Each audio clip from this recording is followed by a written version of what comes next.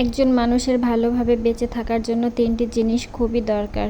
প্রথম অর্থ, দ্বিতীয় ভালো একজন জীবনসঙ্গী, আর তৃতীয় আত্মসম্মানবোধ। এই 3টি জিনিস যদি থাকে তাহলে একজন মানুষের পরিপূর্ণ সুখী হতে পারে। আসসালামু আলাইকুম, বাংলাদেশি ব্লগার মম স্নেহা চ্যানেলে আপনাদের আরও একবার স্বাগত জানাই। তো এখন সকাল 10টা বাজে, এখন থেকে আমার ভিডিওটি স্টার্ট করলাম। সকালে কিন্তু বাসি কাজ সব কিছু আমি করে ফেলেছি অফ ক্যামেরায়।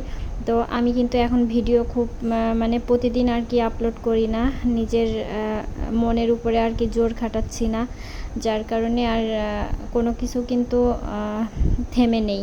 কিন্তু অবশ্য এই ভিডিওটা করা কিন্তু থেমে গিয়েছিল কিছুদিনের জন্য। তো আবার ভাবলাম যে না, আবার শুরু করি। ওই যে বললাম না, মনের উপরে জোর খাটাতে গেলে আসলে অনেক কিছু সম্ভব হয় না, তো তেমনই। তো যাই হোক, এই যে সকালে কিন্তু প্রায় 10টা বাজে প্রায় হচ্ছে। এখন বাইরে কিন্তু আজ টানা 10-12 দিন বৃষ্টি হয়েছে, তো এর কারণে কিন্তু অনেক জামা কাপড়ও নোংরা হয়েছিল, সেগুলো কিন্তু কেচে দিয়েছি। আর এখন এই যে একটা বিছানার চাদর কিনে নিয়ে আসছিলাম, তো সেটা হচ্ছে কভার আর কি বানানো ছিল না, তো কভারটা কিন্তু আমি নিজেই মেশিনে বানিয়ে নিয়েছি। আর এই যে নতুন বিছানার চাদরটা পেতেছি, আর আমার মেয়ে কিন্তু এই যে হচ্ছে শুয়ে আছে। তো শুরু থেকেই কিছু কথা বলেছিলাম যে একটা মানুষ বেঁচে থাকতে গেলে তার অর্থটা খুবই দরকার। অর্থ না থাকলে কিন্তু কেউ আপন হয় না, ভালোবাসা কিন্তু সময়তে কিন্তু থাকে না। আর আত্মসম্মান বোধ, একটা মানুষের আত্মসম্মান বোধটাই কিন্তু অনেকটা বেশি। আর জীবনসঙ্গী যদি ভালো না হয় তাহলে তো তার জীবনে কষ্ট ছাড়া কিচ্ছু নেই। তো এই কথাগুলো কিন্তু সম্পূর্ণ সত্যি কথা। তো কথাগুলো আমি বললাম, হয়তো কারোর ভালো লাগতে পারে, কারোর ভালো নাও লাগতে পারে। তো এটাই বাস্তব, এটাই সত্যি, আর এটাই কিন্তু মানতে হয়। অনেকে বলে যে হ্যাঁ, ভালোবাসা দিয়ে সব কিছু হয়। হ্যাঁ, আমি জানি ভালোবাসা দিয়ে সব কিছু হয়, কিন্তু ভালোবাসার কাছে অর্থতেই যোগান দিতে হয়। অর্থ না থাকলে কিন্তু কোনো কিছুই কিন্তু হয় না। ভালোবাসা তখন জালনা দিয়েও কিন্তু পালিয়ে যায়। তো এটাই হচ্ছে বাস্তব। আর আত্মসম্মানবোধ, যখন একটা কথা বললাম যে আত্মসম্মানবোধ, হ্যাঁ, আপনার যদি আত্মসম্মানবোধ থাকে তাহলে কিন্তু আপনাকে সবাই শ্রদ্ধা করবে, ভালোবাসবে, কাছে টেনে নেবে। তো যাই হোক, এই যে এখন কিন্তু আমি কালকে রাতে কিন্তু শোকেসের যত থালা বাসন ছিল সবগুলো কিন্তু আমি বের করে নিয়েছিলাম। আর ওই সাইডে কিন্তু একটা কর্নার আছে, ওখানে আমার কিছু গ্লাস আছে, তো ওগুলো কিন্তু এখন আমি বের করিনি, ওগুলো আমি পরে এক সময় বের করে আর কি পরিষ্কার করব। তো শোকেসের ভিতরে এত পরিমাণে ধুলাবালি পড়েছিল যে আমি এত পরিমাণে সুন্দর করে মুছতেছিলাম, কিন্তু তারপরেও যেন হচ্ছে ধুলা ধুলা যাচ্ছিল না। তো যাই হোক, এখন কিন্তু এই যে আমি খাটটা পুরো পরিষ্কার করে নিয়েছি। এখন এই যে সাইডে আর কি একটা কি বলে এটাকে, ওই যে খাটের সাথে আর কি থাকে, সাইড বক্স বলে হয়তো, আমি অবশ্য অত কিছু জানি না। তো এটা আমি মুছে নিচ্ছি। আর এই যে সাইডে কিন্তু অড্রপ আছে, এটাও আমি মুছে নেব। তার মানে কি, আজকে কিন্তু সব কিছুই এই মোছামুছির কাজ দিয়েই কিন্তু শুরু করেছি, আর মোছামুছির কাজ দিয়েই কিন্তু শেষ করব। আর মেয়েটা তো খুবই বিরক্ত করছে, এদিকে আমি কাজ করতেছি, সবসময় মানে গায়ের উপরে ঝুলতেছে। মানে ও তো বাইরে খেলতে যাবে না, সারাক্ষণই কিন্তু আমার কাছেই খেলে, আমার সঙ্গেই থাকে। এখন এই যে আমি শোকেসটা মুছে নিচ্ছি। আর এই যে আপনারা হয়তো খেয়াল করলে দেখতে পারবেন, আমার মেয়েটা কিন্তু আমার পিছে পিছে ঘুরে বেড়াচ্ছে। আমি যেই কাজ করি ও তার আগে আগে থাকে আর কি।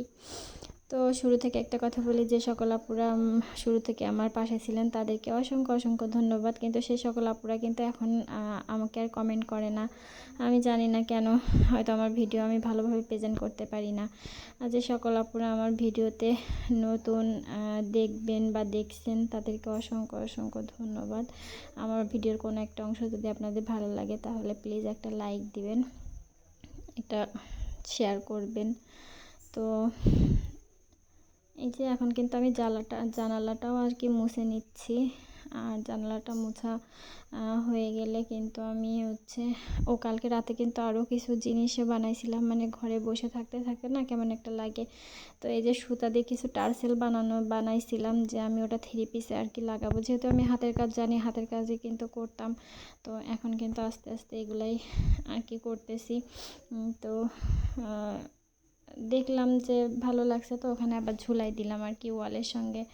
তো আর এই যে এখানে যে রান্না করি আমি যে রুমটাতে, সেই রুমটাতে চলে আসছি। এখন এই যে আচারের বয়াম ছিল, তো আচারের বয়ামটা কি হয়, সবসময় তো আলগাই থাকে। তো আমার মেয়ে কিন্তু সবসময় ওই আচারটা খেতে চাই। 1 কৌটা আচার দিয়েছিলাম, কিন্তু এখন অর্ধেক হয়ে গিয়েছে। ও সারাদিনে হয়তো 2বার 2টা আচারও খাবে। আর কিছু তেজপাতা ছিল, তো সেই তেজপাতাগুলো যে চা করতে গেলে কি হয়, বারবার ছিঁড়তে হয়, যার কারণে আমি তেজপাতাগুলো আর কি কেচি দিয়ে কেটে নিচ্ছি। কেচি দিয়ে কেটে নিলে দেখা যাচ্ছে যখন চা করব তখন একটু 2-3 পিস আর কি চায়ের মধ্যে দিলে ভালো হবে। তো আমি কিন্তু এই তেজপাতা দিয়েই আর কি চাটা খাই। আর ওই যে লবঙ্গ না কি বলে, নাকফুলের মতন আর কি গরম মশলার ভেতরে আর কি থাকে, যেটাকে বলে, তো ওইটা দিয়ে চা খাই। তো চাতে যদি আমি 2টা জিনিস না দিই তাহলে মনে হয় যে চা মানে কি মজা লাগছে না। তো যাই হোক, এখন কিন্তু এই যে কেচি দিয়ে কেটে নিয়েছি, এরই মধ্যে কিন্তু আমার অনেক কাজ হয়ে গেছে। আমার কিন্তু আবার রান্নাটাও করে ফেলেছি, যেহেতু আমি হচ্ছে মেয়ে তো খুব দুরন্ত, আমি অবশ্য ভিডিও করতে পারছিলাম না। তো এটা হচ্ছে যাই হোক 2-1 দিনের আগের ভিডিও আমি করে রেখেছিলাম, অল্প অল্প করে শ্যুট করেছিলাম। তো সেটাই আর কি এডিট করলাম, এডিট করে আর কি হচ্ছে ভিডিওটা আপলোড দেব আর কি। তো ওই যে মানুষ আর কি হচ্ছে একটা কাজ থেকে কি আরেকটা কাজ করতে হয়, আরেকটা কাজ থেকে আরেকটা করতে হয়। যেহেতু বড় সংসারে কিন্তু একা হাতে সব কিছু গুছায় রাখতে হয়, আর একদিক থেকে গুছানো হয় আর অন্য দিক থেকে কিন্তু লোকজন এসে সেগুলো কিন্তু সব কিছু নষ্ট করে দেয়। তো এই যে এখন আমি রান্নাঘরটা কিন্তু গুছিয়ে নিয়েছি, আর এর মধ্যে কিন্তু আমার দুপুরের রান্নাবান্নাও কিন্তু আমি করে ফেলেছি। তো দুপুরের রান্নাটা আর আপনাদের সঙ্গে শেয়ার করলাম না। তো আর কি হচ্ছে এখন আপাতত কিন্তু প্রায় 1টা বাজে। তো এখন আবার গোসল করব, নামাজ পড়ব, মেয়েকে গোসল করাবো, আবার ওকে খাওয়াবো।